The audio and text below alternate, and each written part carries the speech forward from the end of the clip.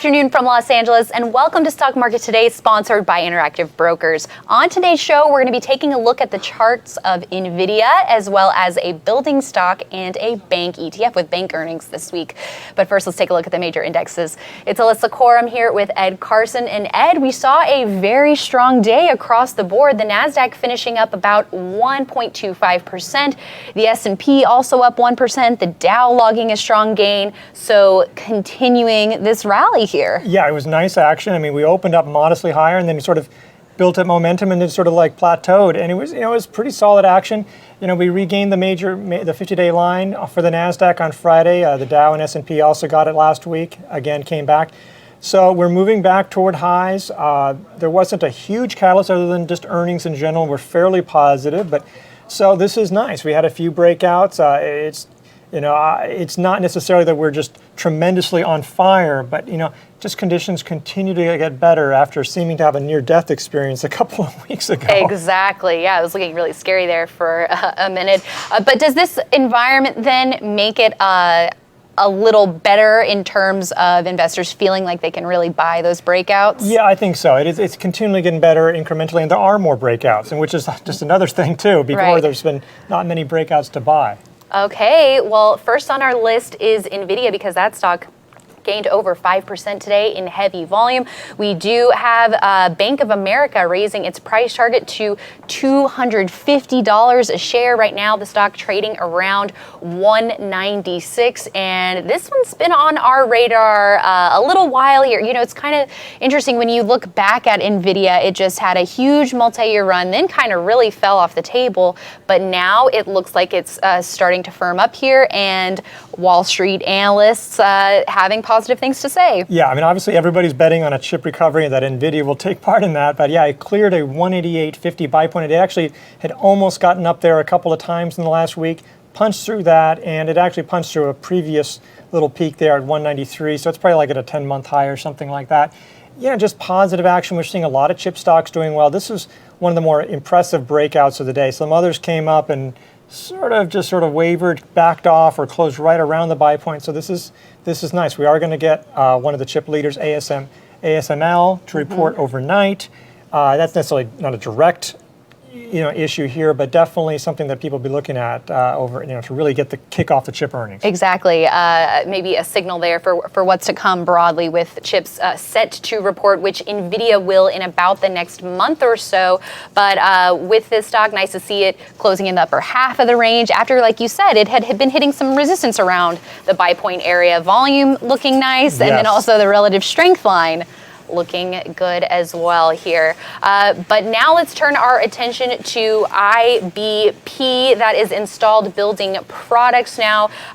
This is a name that strong technical action, maybe a company that not that many people have heard of, but the technical action very strong. That stock gaining over 6% today in very heavy volume. Yeah, very heavy volume. This is actually fairly thinly traded. I mean, not super thinly traded, but that is one issue for investors in general. But yeah, very strong volume today, and sort of cleared over a little resistance area. It's sort of been up and down, but the relative strength line, as you can see, sort of held up, basically trended higher gradually.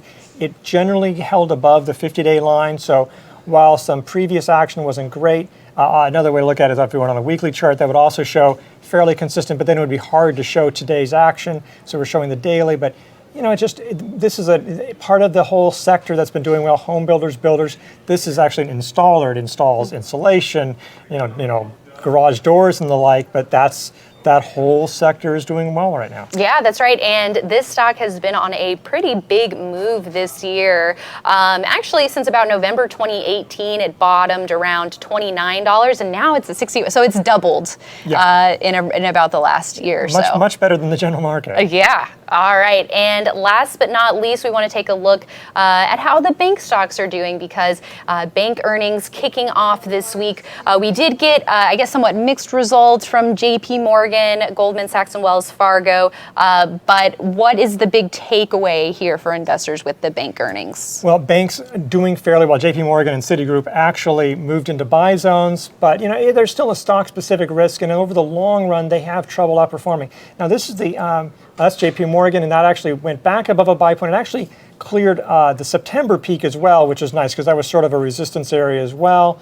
So that's an area that's been an issue. But one problem is that even JP Morgan, which is one of the better performers, doesn't perform great over the long run, which is one reason why people who maybe want to play bank stocks may want to go into an ETF, FAS, which has a lot of banks. It also has some things like Berkshire and Visa, but it's a way to play the financials. It's triple levered, so you do get some up and down with that move, but because sector moves often are there for a few months, and so you want to play it, and then you may want to step away.